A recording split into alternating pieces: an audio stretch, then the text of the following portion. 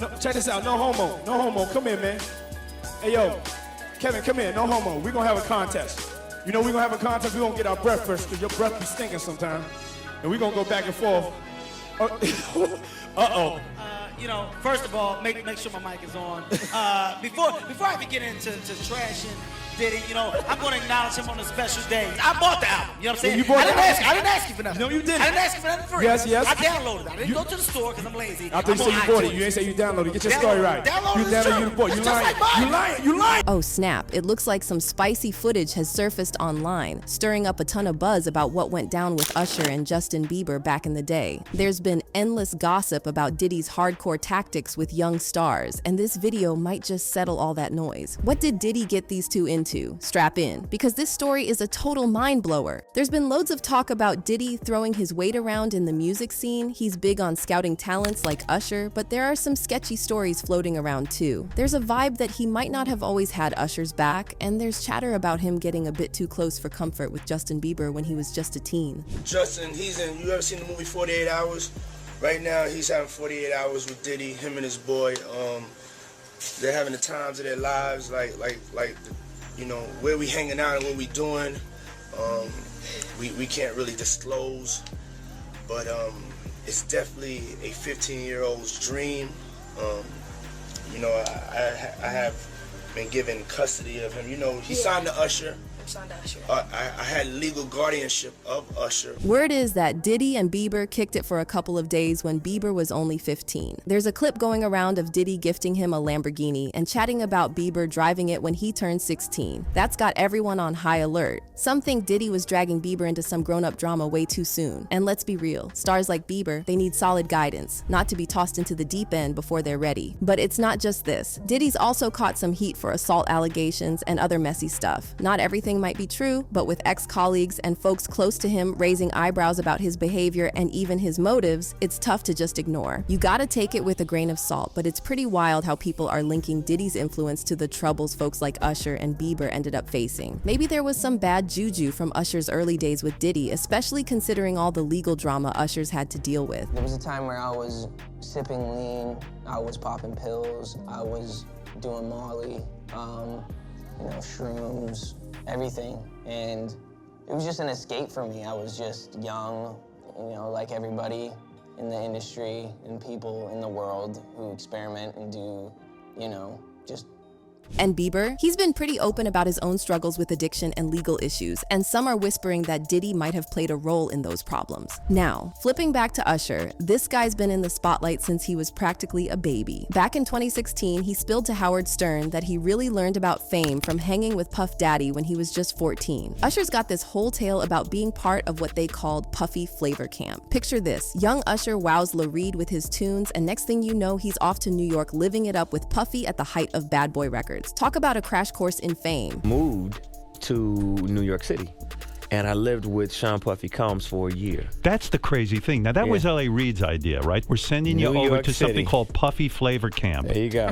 To learn Flavor Camp. Yeah, Flavor that's Camp. what it was called. And you're going to go to Puff Daddy's. He's going In the 90s, do you understand what that's like? Puffy's place was like just filled with chicks and orgying like nonstop, right? No, not really. I Come mean, on. but hey, it was curious. I got a chance to see some things. Yeah, but you were 13. What were you seeing? I went there to see the lifestyle, right? And I saw it, and it was, but I don't know if I could indulge and understand what I was even looking at. It was pretty wild. So nobody tried to, you know, some woman didn't come along. I didn't say that. Okay. I didn't say that. What I did say is that there were very curious things taking place, and I didn't necessarily understand it. Biggie Smalls was there. Biggie Smalls was there. Lil' Kim, Craig Mack. All these people are hanging around. Yeah, man. Faith Evans.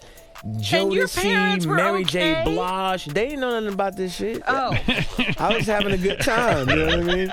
Does he have you doing any chores? Are you doing dishes at all? I mean, to keep you humble somewhat? Or are you just like, can you stay up till 4 in the morning with them and party? I mean, I could. I actually stayed up longer than them. And do you have money? What's going on? I mean, I had like per diem. Yeah. I had like, you know, What like a living. life. Yeah, it's pretty crazy. 14 years old. You're a dad now. Would you ever send your kid to Puffy Camp? Hell no. See? So, what's the deal with Diddy and Usher? Usher's back in the spotlight again because of some stuff he said back in the day about hanging out at Diddy's place when he was just a kid. This all popped up again after the feds raided Diddy's places in LA and Miami, checking out some serious sex trafficking stuff. Diddy hasn't been charged with anything yet, and he's super ticked off about the raid, calling it way over the top. Back when Usher was the only kid at Diddy's Puffy Flavor camp, you gotta wonder about what was going on. A throwback article from Rolling Stone said Usher moved to New York in 1994 when he was about 15 and Diddy was turning 25. Here's how Usher ended up at Diddy's pad. At 13, Usher wowed Antonio L.A. Reid from LaFace Records and got signed. But marketing young Usher was tough, so Reid sent him to Diddy to toughen up his image. Reid was like, "Can you give him some of your vibe?"